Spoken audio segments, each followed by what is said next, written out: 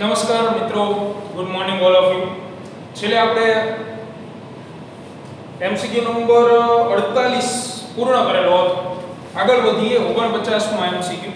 અને હવેના જે એમસીક્યુ છે એ કુલમ્બ બળને લગતા સૌથી વધારે છે. બરાબર, ધ્યાનથી પડજો.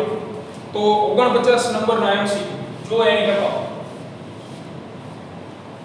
એમાં તમને 2 માઇક્રોકુલમના 2 વિદ્યુત ભારોના સ્થાન સદિશ આપેલા છે. r1 સદિશ equal to 2i caret plus 3j caret minus k caret અને r2 સદિશ equal to 3i plus 5j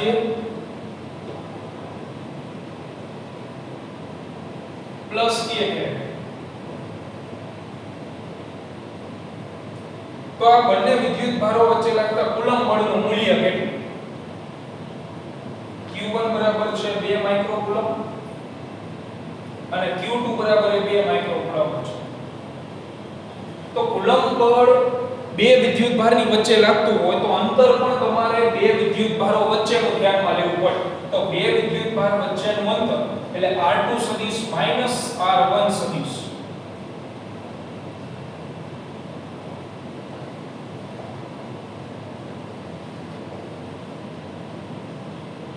બંને વિદ્યુત ભારો વચ્ચેનું અંતર જે વિદ્યાર્થીએ કુલમ્બનું સદિશ સ્વરૂપ તૈયાર કરેલું હોય એને ખ્યાલ હોય.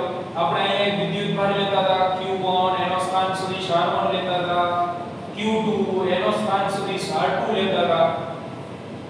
પણ બળ લખતી વખતે આપણે સંજ્ઞા લેતા હતા R12 સદિશ અને લખતા હતા પહેલો માઈનસ બીજો R1 સદિશ માઈનસ R2 સદિશ, જે બંને વિદ્યુત ભાર વચ્ચેનું અંતર દર્શાવે. R21 અથવા R12 ગમે લઈ શકો, કારણ કે આપણે તો મૂલ્ય મેળવવાનું છે. એટલે અહીંયા તમે ખાલી આ સદિશ સંજ્ઞા આપો તોય ચાલશે. તો હું લઉં છું R1 સદિશ માઈનસ R2 સદિશ. ટૂંકમાં બંનેની બાદબાકી લેવી જરૂરી છે. લો બેની બાદબાકી. તો 2i caret minus 3i caret, that will be equal to minus i caret. 3j caret minus 5j caret. तो 3 minus 5 minus 2j caret અને minus k caret minus k caret. તો minus 2k caret. આપણે મૂલ્ય લખવું હોય તો વર્ગમૂળમાં i j અને k ના સહગુણકોના વર્ગનો સરવાળો આવે. यानी -1 નો વર્ગ વત્તા -2 નો વર્ગ વત્તા -2 નો વર્ગ. આ રીતે તો 4 વત્તા 4 વત્તા 1 એટલે 9 થાય. 9 નો વર્ગમૂળ નીકળશે 3 મીટર. આવી રીતે મળે. અને હવે તમે બળના સૂત્રમાં કિંમત મૂકી શકો. જે આપણી પાસે કુલમ્બ બળનું સૂત્ર છે એની અંદર તો કુલમ્બ બળનું સૂત્ર F बराबर k q1 q2 upon r square, that will be q1 q2 ની જગ્યાએ 2 ગુણ્યા 10 ની -6 2 ગુણ્યા 10 ની -6 અને છેદમાં r નો વર્ગ એટલે 3 નો વર્ગ, જે આના સાથે ઉડી જશે, ઇક્વલ ટુ 2 દુ 4 અને 10 ની વચ્ચે -3 ન્યૂટન. અને અહીંયા પ્રકાર આવશે બળનો અપાકર્ષી પ્રકારનું બળ 4 ગુણ્યા 10 ની -3 ન્યૂટન. ત્યાર પછી એમસીક્યુ નંબર 50 એની ગણતરી આપણે કરીએ. 50 માં એમસીક્યુ એટલે બળ થોડું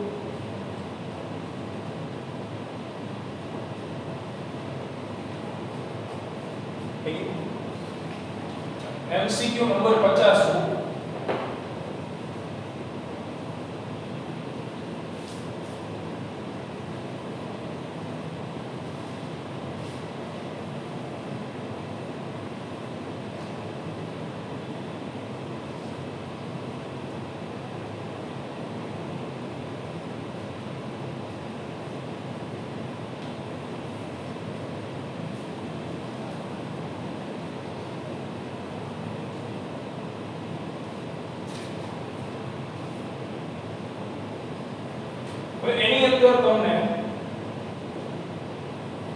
2 અને 6 કુલમ વચ્ચેનું 12 ન્યૂટન બળ આવ્યું.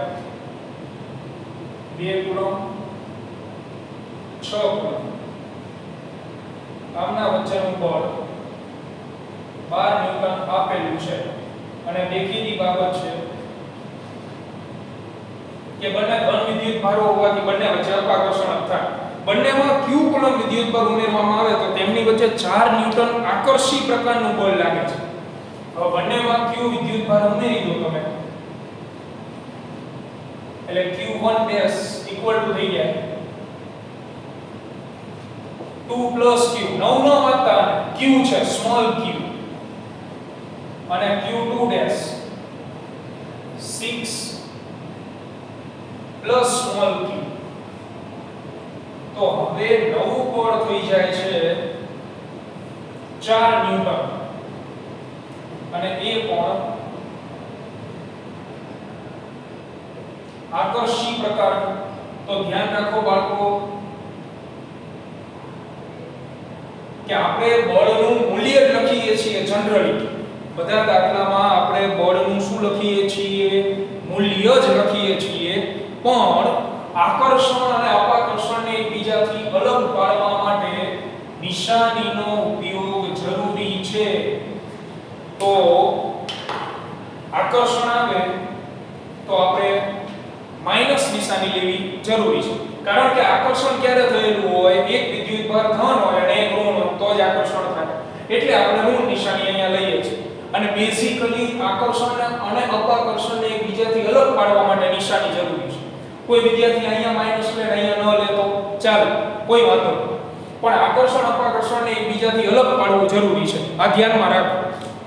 તો આપણે સ્મોલ q શોધવાનો છે કે સ્મોલ q નું મૂલ્ય કેટલું હશે એટલે કે ઉમેરેલો વિદ્યુતભાર કેટલો હોય.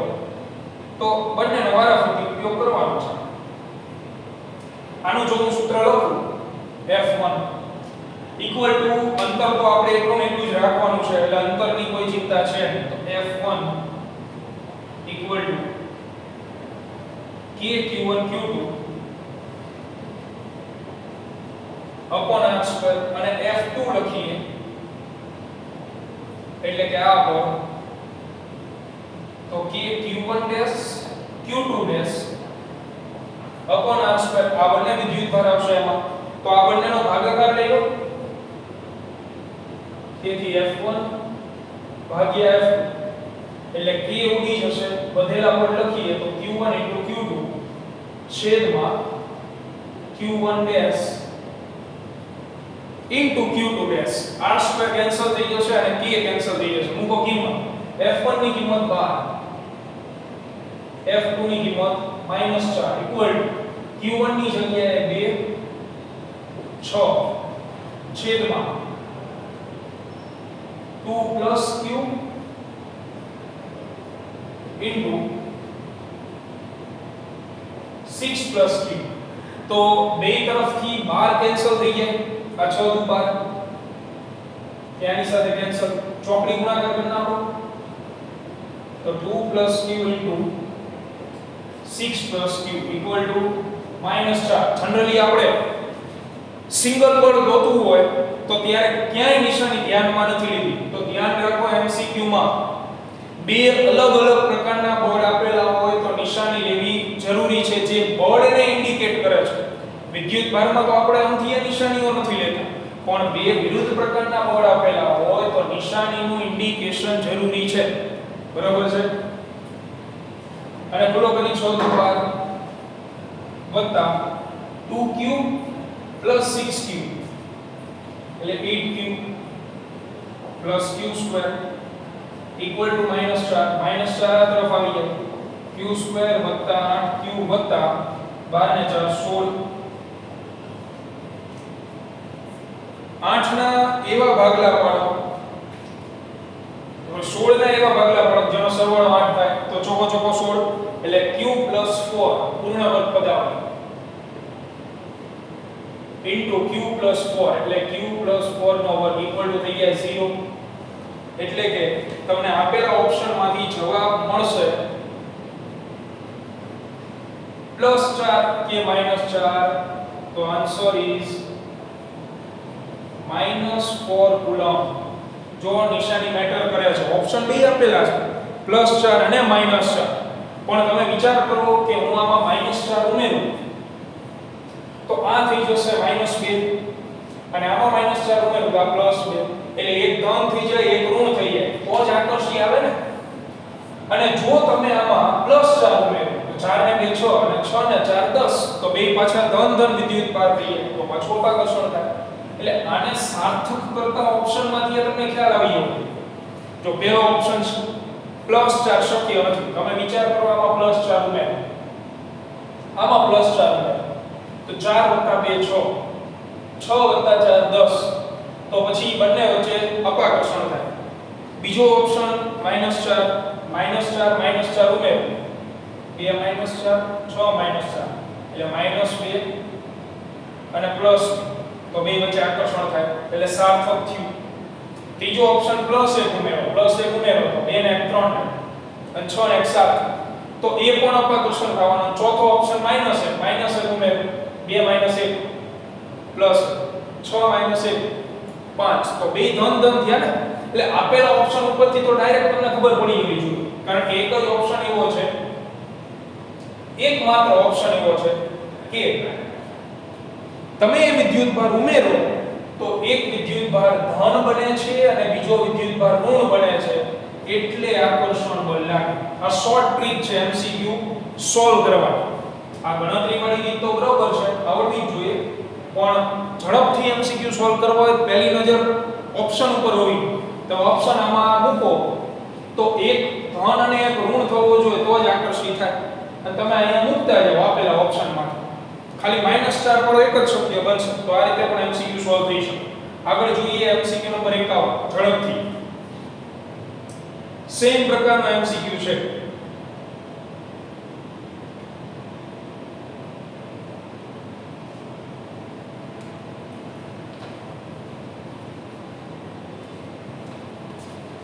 એમાં તમને 2 કુલમ અને 6 કુલમ જ આપેલા છે. ફેવરિટ લાગે 2 કુલમ અને 6 કુલમ.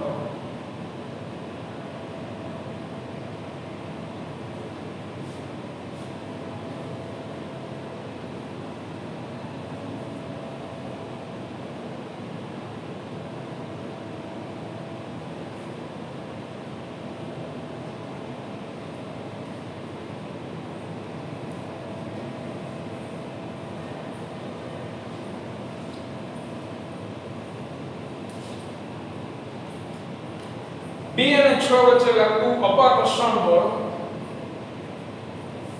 બહાર નીકળશે. બંનેમાં -4 કુલમ ઉમેરીએ તો નવું બળ કેટલું?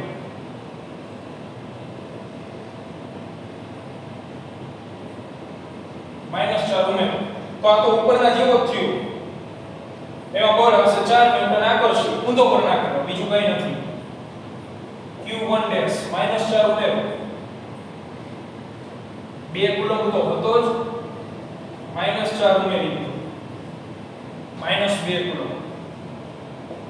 Q2 ડેશ 6 કુલમ હતો -4 ઉમેરો 2 કુલમ. તેથી તો હવે બળ કેટલું મળે એવું પૂછેલું છે આમ. તો આ જ રીતે હવે આમાં આપણે F2 શોધવાનું છે. F1 KQ1 Q2 upon R square. F2 KQ1 dash Q2 dash upon R square. Same method. ભાગાકાર લો F1 upon F2 Q1 into Q2 Q1 dash Q2 dash. F1 ની કિંમત છે 12. F2 શોધવાનું છે. Q1 into Q2 તો Q1 2 Q2 6 Q1 dash 2 અને Q2 dash 2. હવે જો અહીંયા ધ્યાન રાખો કે અહીંયા આપણને આ માઈનસ આપેલું હોવા છતાં મેં અહીંયા માઈનસ નથી લીધું. માત્ર મૂલ્ય જ મૂકવાના હોય. ધન અને ઋણ નિશાની બળના પ્રકાર વિશેની માહિતી તમને આપે. એ વસ્તુ ડેફિનેટલી છે કે F2 બળ જે છે એ ફરજિયાત આકર્ષી જ હશે, બરાબર. પણ એ આપણને લાસ્ટમાં જવાબ મળે ત્યાં કૌંસમાં લખવાનું કે આકર્ષી પ્રકારનું બળ છે. વચ્ચે ક્યાં ઋણ નિશાનીનો ઉપયોગ કરવાનો થતો નથી, તો આ કેન્સલ થઈ જાય છે. અહીંયા તમે આનો છેદ ઉડાડો તો આ થઈ જશે 6 દુ 12. તેથી F2 will be equal to આ બગડો અહીંયા આવતો રહે 4 ન્યૂટન. પણ કેવો પ્રકાર? આકર્ષી પ્રકાર. એટલે જો ઓપ્શનમાં એમને માઈનસ ન લખેલું, પ્રકાર જ લખે બળના, તો જ્યારે પણ તમે વિદ્યુત ભાર મૂકો છો તો માત્ર મૂલ્ય મૂકવાનું, પણ બળના પ્રકાર વિશે તો ફરજિયાત લખવું જરૂરી છે, બરાબર. એટલે વિજાતીય વિદ્યુત ભાર હોવાથી અહીંથી જ ખ્યાલ આવી જતો તો આપણને કે બળ આકર્ષી પ્રકારનું હશે. ત્યાર પછી 52માં એમસીક્યુ. 52માં એમસીક્યુ ની અંદર તમને સમાંતર અને સમાન વિદ્યુત ભાર ધરાવતા 51 છે. બે કણને 16 સેન્ટીમીટર અંતરે મૂકેલા છે. જો કોઈ પ્રકારનું બળ ન અનુભવતા હોય તો શું?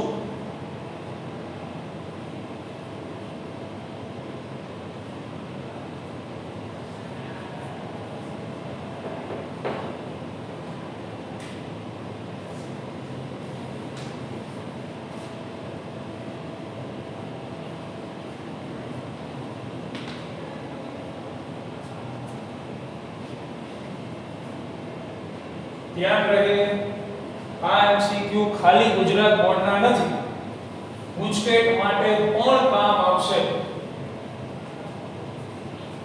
અને જ્યારે પરીક્ષાનો દોર શરૂ થશે એટલે પરીક્ષાઓ સળંગ જ રહેવાની છે, એટલું મેન્ટલી પ્રિપેર રહેવું તમારે. તો અહીંયા બે કણ તમને આપેલા છે જેમના દળ m છે અને વિદ્યુત ભાર સમાન છે. આ m દળ q વિદ્યુત ભાર, m દળ q વિદ્યુત ભાર. તો આમના વચ્ચે એક પ્રકારનું આકર્ષણ બળ લાગે અને આ આકર્ષણ બળ ગુરુત્વાકર્ષી બળ જે દળના લીધે એકબીજા તરફ આવવાની ટ્રાય કરે. પણ વિદ્યુત ભાર સજાતીય હોવાથી એમના ઉપર વિદ્યુત બળ લાગતું જે એકબીજાથી વિરુદ્ધ દિશામાં હોય.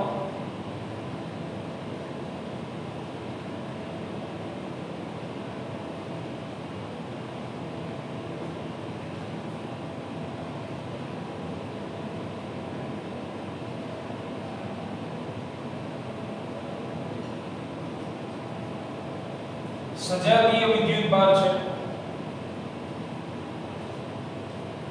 તો સંતુલનમાં હોવાનો મીનિંગ એવો છે, તમે આ ગોળાને ધ્યાનમાં લો તો એમના ઉપર જેટલું ગુરુત્વાકર્ષણ બળ છે એટલું જ વિદ્યુત બળ છે.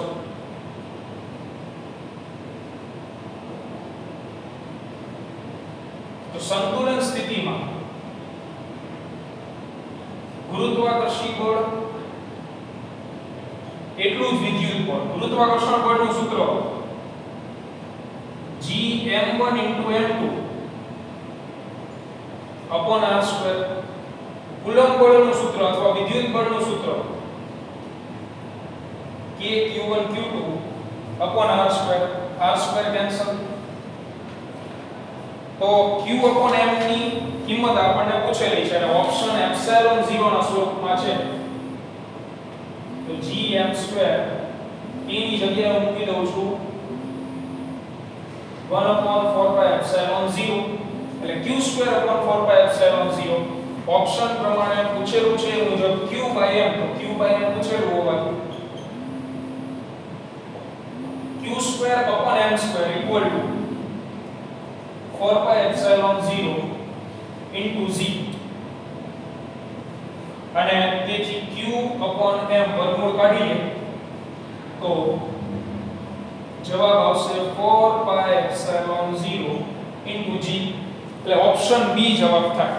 ત્યાર પછી 53 MCQ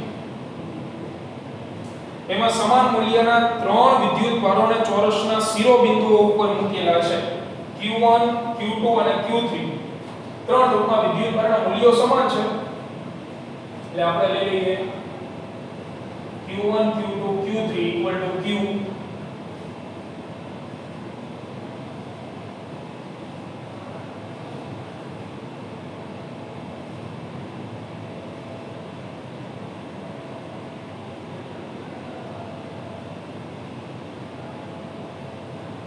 આ ચોરસ જેની બાજુની લંબાઈ આપેલી નથી આપણે લઈ લઈએ a આમાં ત્રણ શિરોબિંદુઓ ઉપર વિદ્યુતભાર મૂકેલા છે એટલે અહીંયા હું લઈ લઉં છું Q1 Q2 અને Q3 અહીંયા કઈ મૂકેલું નથી બરોબર તો નંબર પ્રમાણે ચાલવાનું છે Q1 અને Q2 વચ્ચે લાગતું બળ F12 તો આકૃતિ ઉપરથી 1 અને 2 વચ્ચે લાગતું બળ F12 તો કે Q1 Q2 છેદમાં બે વચ્ચેનું અંતર a સ્ક્વેર એટલે કે q² a² થઈ જાય કારણ કે Q1 Q2 તો સ્મોલ q છે પછી 1 અને 3 વચ્ચે લાગતું બળ તો 1 અને 3 વચ્ચેનું અંતર કેટલું હોય મિત્રો √2a વિકર્ણ ચોરસ F13 equal to k Q1 Q3 upon √2a square તો k q² upon 2a square થઈ જાય બેનો ભાગાકાર પૂછેલો છે એમાં અંશમાં F13 ને રાખેલું તો F13 upon F12 એટલે આના છેદમાં આવવું upon k q² upon 2a square આને છેદમાં મૂકો છેદનો છેદ ઉપરની સાઈડ આવશે એટલે a² upon k q² તેથી જવાબ આવે 1/2 ઓપ્શન સી ત્યાર પછી 54 માં MCQ છે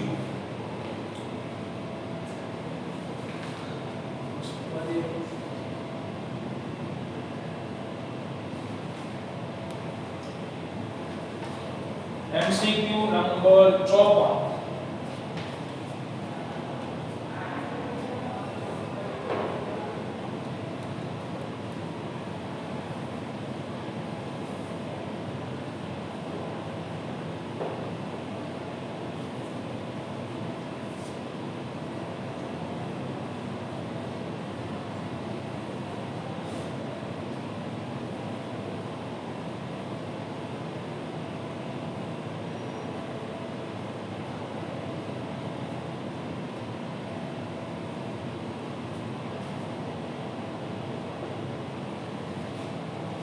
Q વિદ્યુતભાર ધરાવતા બે આયનો d અંતરે રહેલા હોય ત્યારે લાગતું બળ F છે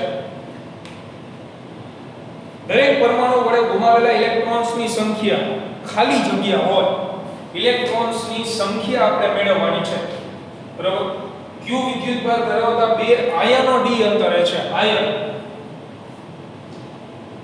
હવે બંને ઉપરનો વિદ્યુતભાર Q આપેલો છે Q1 બરાબર Q પણ આ આયન ઇલેક્ટ્રોન્સ ગુમાવવાનું સતત ચાલુ રાખે છે ઇલેક્ટ્રોન્સ ગુમાવવાનું સતત ચાલુ રાખતો હોવાથી એ ધન આયન બને છે જેના ઉપરનો વિદ્યુતભાર થઈ જાય છે +Q બરાબર છે અને કેટલા ઇલેક્ટ્રોન્સ ગુમાવે છે એ તો આપણે શોધવાનું છે તો આયનીકરણ ઉપરથી તમે લખી શકો n ધારો કે 500 ઇલેક્ટ્રોન ગુમાવે છે એટલે 500 તો એ આપણે શોધવાનું છે કેટલા ઇલેક્ટ્રોન એટલે Ne અને Q2 તો એ પણ ધન આયન છે એની જગ્યાએ પણ આપણે લખી નાખીએ Ne તેથી F બરાબર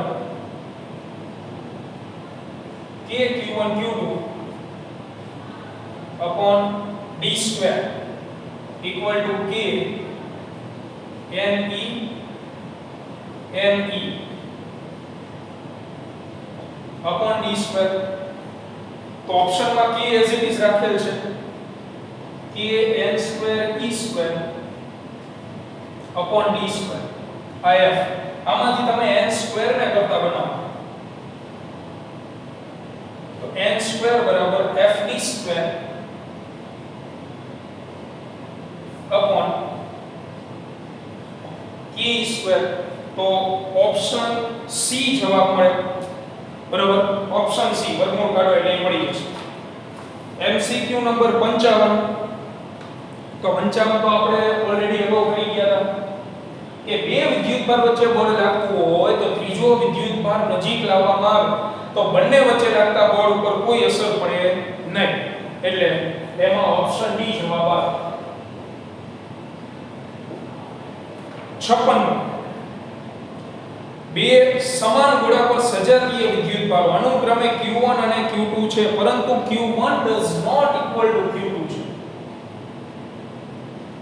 એટલે બંને સમાન નથી હવે બંનેને સંપર્કમાં લાવી છૂટા પાડીને મૂળ સ્થાને લાવવામાં આવે તો તેમના વચ્ચે લાગતું વિદ્યુત બળ વિથ કમ્પેર ટુ સંપર્કમાં લાવેલા હોય એના પહેલા અને પછી કેટલું હોય તો જ્યારે સંપર્કમાં ન લાવ્યા હોય ત્યારે F1 બરાબર લખાય Q1 Q2 upon r square અને સંપર્કમાં લાગીને છૂટા પાડો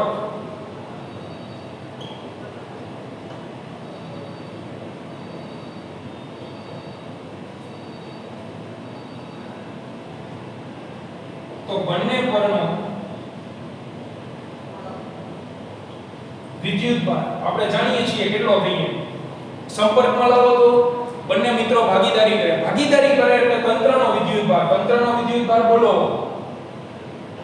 Q1 Q2 થઈ જાય બે ગોળાનો સેપરેટ વિદ્યુતભાર Q1 Q2 છે બેને સંપર્કમાં લાવો એટલે તંત્રનો વિદ્યુતભાર that is equal to Q1 Q2 બંને ગોળાઓ સમાન હોવાથી સમાન ગોળા કીધા છે એટલે સમાન હોવાથી સરખા ભાગલા પડે તંત્રના એટલે ભાગ્યા 2 આ સંપર્કમાં લાવીને છૂટા પાડો ત્યારનો વિદ્યુતભાર બંને ઉપર તો ત્યારનું બળ શું લખાય તો F2 K Q1 Q2 upon 2 એનો વર્ગ થઈ જાય છે કારણ કે એક ગોળા ઉપર આટલો વિદ્યુતભાર છે બીજા ઉપર આટલો છે એટલે Q1 Q2/2 into Q1 Q2/2 એટલે એનો વર્ગ અને r સ્ક્વેર આવું બળ મળે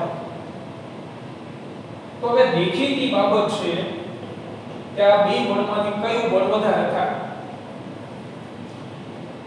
તો બંને પદમાંથી ઓબ્વિયસલી Q1 Q2 upon 2 એનો જે વર્ગ છે એ definitely more greater than Q1 into Q2 થાય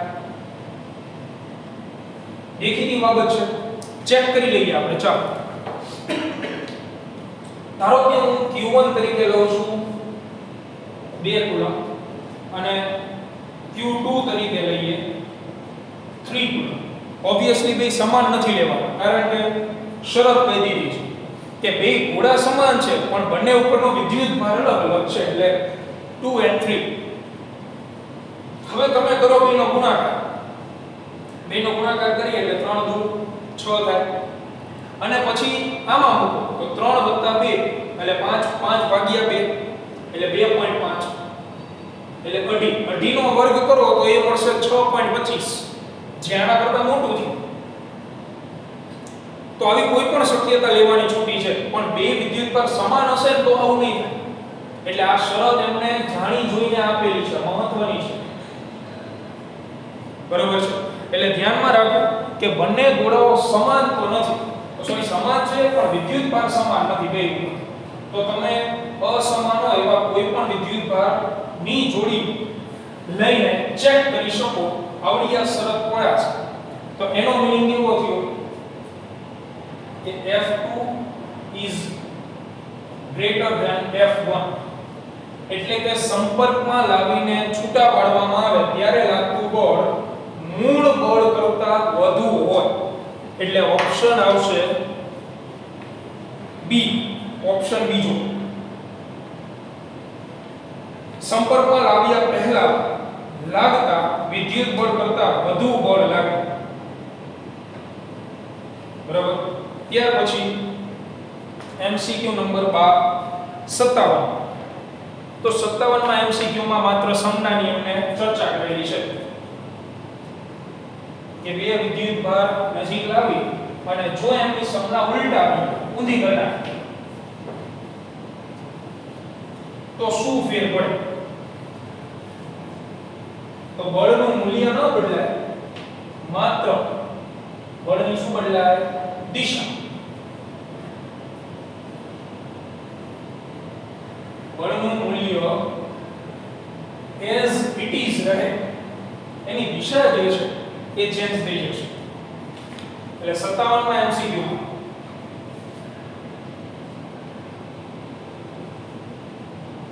ઓપ્શન બી જવાબ થાય. વિદ્યુત ભારની સમના ઉલટાવો દિશા બદલાય. 58 કવચના કેન્દ્ર ઉપર વિદ્યુત ભાર મૂકવામાં આવે. હવે કવચની અંદર વિદ્યુત ક્ષેત્ર શૂન્ય હોય, તેથી બળ પણ શું થાય? 0. કેન્દ્ર ઉપર ને તમે કવચની અંદર કોઈ પણ જગ્યાએ વિદ્યુત ભાર મૂકો તેના ઉપર કોઈ પ્રકારનું બળ લાગે નહીં. વિદ્યુત ભાર મૂકતા એ સીધો સપાટી ઉપર જતો રહેશે. ત્યાર પછી 59 એક ઇલેક્ટ્રોન 9.1 10 ની 3 ન્યૂટન પ્રતિ કુલમ તીવ્રતાવાળા વિદ્યુત ક્ષેત્રમાં મુક્ત પતન કરે તો તેના પ્રવેગનું મૂલ્ય 3 સોનેરી લાઈન જે આપણે 11મા ધોરણમાં ભણતા હતા F બરાબર ma. આ ધોરણ 11. 12મું ધોરણ ક્યાંથી આવશે? આ જગ્યાએ. અગાઉ મેં તમને કીધું છે બળના બે સૂત્રો છે K Q1 Q2 r square. અને ત્યારે જ વાપરવાનું કે રકમમાં વિદ્યુત ક્ષેત્રનો ઉલ્લેખ ન હોય. જ્યારે વિદ્યુત ક્ષેત્રનો ઉલ્લેખ હોય તો E બરાબર F by Q. So we can use F equal to Q into E. એટલે આની જગ્યાએ મૂકો Q into E equal to ma. તો પ્રવેગનું મૂલ્ય આપણે ગોતવાનું છે તો A બરાબર QE by m. આના ઉપરથી મેળવી લેવાનું મળી જાય બહુ આરામ. ત્યાં 3 સોનેરી લાઈન છે, જ્યારે પણ પ્રવેગ ગોતવાનું કે 3 ઉપરથી મળી જાય ઝડપથી. 60માં MCQ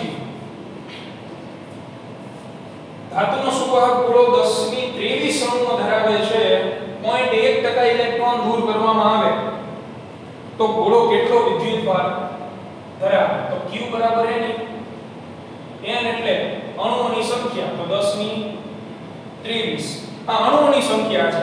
પણ દરેક અણુ ઇલેક્ટ્રોન ગુમાવતો નથી. જેટલા અણુ આપેલા છે એમાંથી માત્ર 0.1% અણુઓ ઇલેક્ટ્રોન ગુમાવે છે.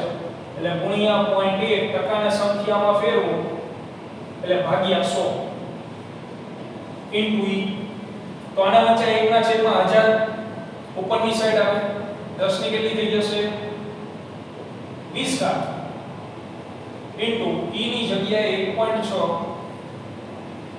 10 ની -19 એક વખત 10 વધે તો 1.6 ગુણ્યા 10 16 કુલમ્બ જવાબ મળે.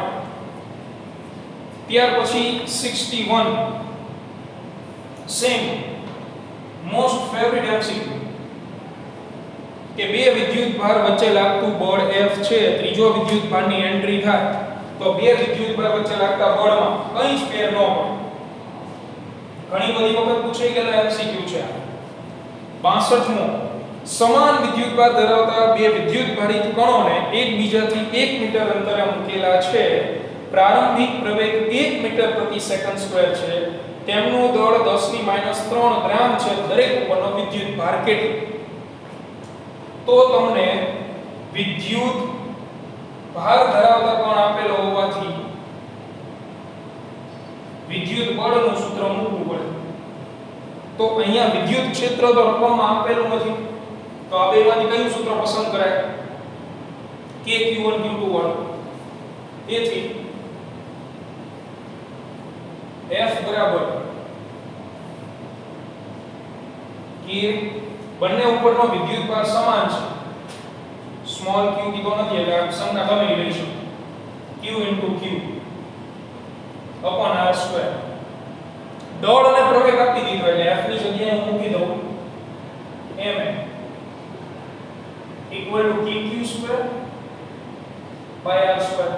તો મારે વિદ્યુત ભાર ગોતવાનો છે q square equal to ma into r square by k. તો આની અંદર તમે કિંમત મૂકી દો એટલે જવાબ મળી જશે, કારણ કે દરેક કિંમત આપેલી છે. દળ, પ્રવેગ, અંતર એટલે k ની કિંમત 9 × 10 ની 9. ત્યાર પછી 63 વિદ્યુત ડાયપોલ ખાલી જગ્યા વિદ્યુત ડાયપોલ મોમેન્ટ ખાલી જગ્યા રાશિ છે. તો ડાયપોલ મોમેન્ટ સદિશ રાશિ છે જેની દિશા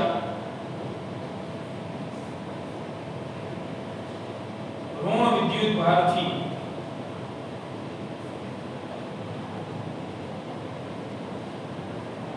ધન વિદ્યુત ભાર તરફ હોય. આ 64 ના એમસીક્યુ એ જ છે કે ડાયપોલ મોમેન્ટની દિશા ક્યાં હોય તો ઋણ વિદ્યુત ભારથી ધન વિદ્યુત ભાર. હવે ઘણા બધા વિદ્યાર્થી એવા પ્રશ્નો પૂછે છે કે ડાયપોલ મોમેન્ટ વિદ્યુત ક્ષેત્રની વિરુદ્ધ દિશામાં ન ગણી શકાય. વિદ્યુત ક્ષેત્ર હંમેશા ધન વિદ્યુત ભારથી ઋણ વિદ્યુત ભાર તરફ હોય, પણ વિદ્યુત ક્ષેત્ર દર વખતે પોઈન્ટ એટલે કે બિંદુવત વિદ્યુત ભારનું જ હોય એવું જરૂરી નથી. આમાં તમે આવી રીતે દોરો છો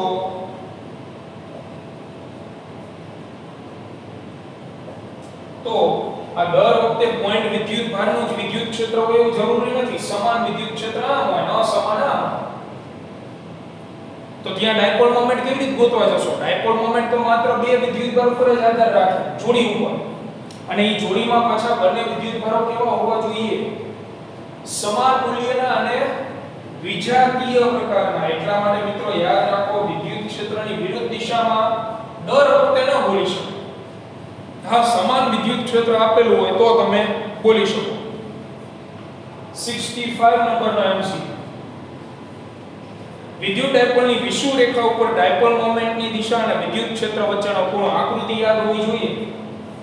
સૂત્ર હતું, હવે ચલો લખાઈ દઈએ. આકૃતિ દોરી ઝડપથી યાદ કરાય. ડાયપોલ મોમેન્ટની દિશા અને વિદ્યુત ક્ષેત્રની દિશા વિષુવ રેખા ઉપર યાદ હોય તો કામનું. તો એના માટે તમારે શું કરવાનું થાય? ઝડપથી આકૃતિ જોઈ લો એટલે યાદ આવી જાય થિયરી પણ, અને જોડે જોડે આપણો એમસીક્યુ પણ સોલ્વ થઈ જાય.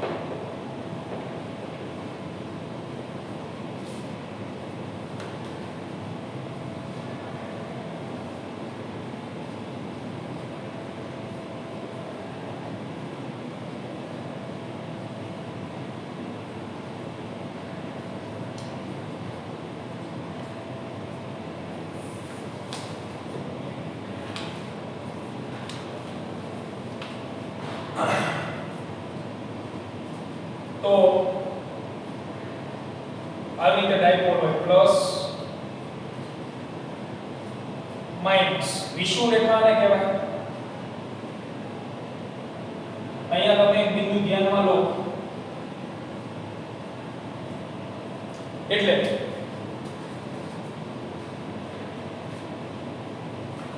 આ ધન વિદ્યુત ભારનું વિદ્યુત ક્ષેત્ર આમ આવે. E પ્લસ સદિશ ઋણ વિદ્યુત ભારનું વિદ્યુત ક્ષેત્ર આમ આવે. E માઈનસ સદિશ આ થીટા, અહીંયા પણ થીટા. તો આના બે ઘટકો આવતા.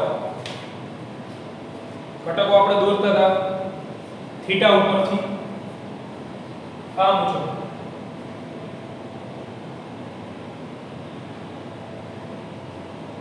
આ તરફ અહીંયા થીટા હોવાથી, કારણ કે આ એક જ રેખા છે E પ્લસ cos થીટા, અને આ આવતું તો E plus sin theta. Same here એ થીટા હોવાથી E માઈનસ નો આવડો ઘટક થાય E માઈનસ cos થીટા, અને નીચે વાળો ઘટક થાય E માઈનસ sin થીટા. તો sin વાળા ઘટક તો નિસ્તાનાબૂદ થઈ જાય. પરિણામી વિદ્યુત ક્ષેત્ર આ બેના સરવાળાને લીધે મળે. એટલે કે પરિણામી વિદ્યુત ક્ષેત્ર આ તરફ થાય. જ્યારે ડાયપોલ મોમેન્ટ તો ઋણથી ધન, એટલે આમ આવે એટલે આના ઉપરથી આપણે સૂત્ર પણ મેળવી ગયા હતા માઈનસ AP સદિશ અપોન r1 એટલે આમાં ડાયપોલ મોમેન્ટ અને વિદ્યુત ક્ષેત્ર વચ્ચેનો ખૂણો 180 ડિગ્રીનો મળે બરાબર આકૃતિ યાદ હોય તો આરામથી સોલ્વ થઈ જાય ઝડપથી ત્યાર પછી 66 નંબરનો MCQ વિદ્યુત ડાયપોલ ઉપરના કુલ વિદ્યુત ભારનું મૂલ્ય કુલ શબ્દ જુઓ તમે કુલ વિદ્યુત ભાર છે તો નેટ વિદ્યુત ભાર will be equal to q - q equal to 0 coulomb કારણ કે વિદ્યુત ભાર તો અદિશ રાશિ છે અદિશ રાશિની ગણતરી વખતે નિશાનીઓ ધ્યાનમાં લેવાની 67 કોઈ બિંદુ આગળનું વિદ્યુત ફ્લક્સ બિંદુ આગળ ફ્લક્સ જ ન મળે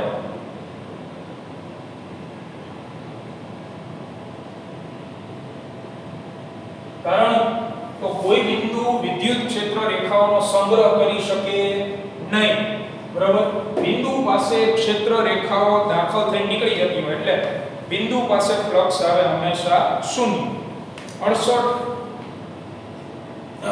રેખીય વિદ્યુત ભાર ઘનતા lambda equal to q upon l તો પારિમાણિક સૂત્ર SI એકમ જાતે બનાવી લેવાનું સેમ પૃષ્ઠ ઘનતા 69 sigma equal to q by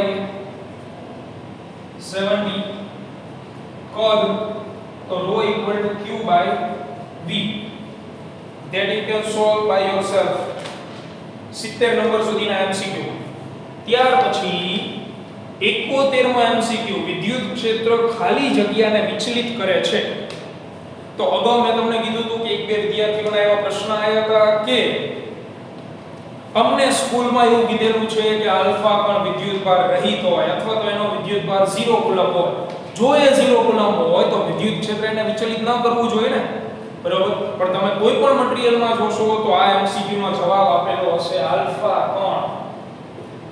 કણને જ વિચલિત કરી શકે કારણ કે આલ્ફા કણ ઉપરનો વિદ્યુત ભાર 2e એટલો હોય એક્સ-રે ઉપર વિદ્યુત ભાર ન હોય ન્યુટ્રોન ઉપર ન હોય ગામા કિરણો ઉપર ન વિદ્યુત ડાયપોલ મોમેન્ટનો SI એકમ 72 કુલમ્બ ઇન્ટુ મીટર સેન્ટીમીટર વાંચવાનું નથી કુલમ્બ મીટર ત્યાર પછી 73મો MCQ 73 એને સોલ્વ કરીએ આપણે પણ એમાં તમારે બે અલગ અલગ ત્રિજ્યાવાળા ગોળા આપેલા છે પૃષ્ઠ વિદ્યુત ભાર ઘનતાઓ સમાન આપેલી છે અને વિદ્યુત ક્ષેત્રની તીવ્રતા આપણે મેળવવાની છે બંને ઉપર હવે એના માટે ટાઈમ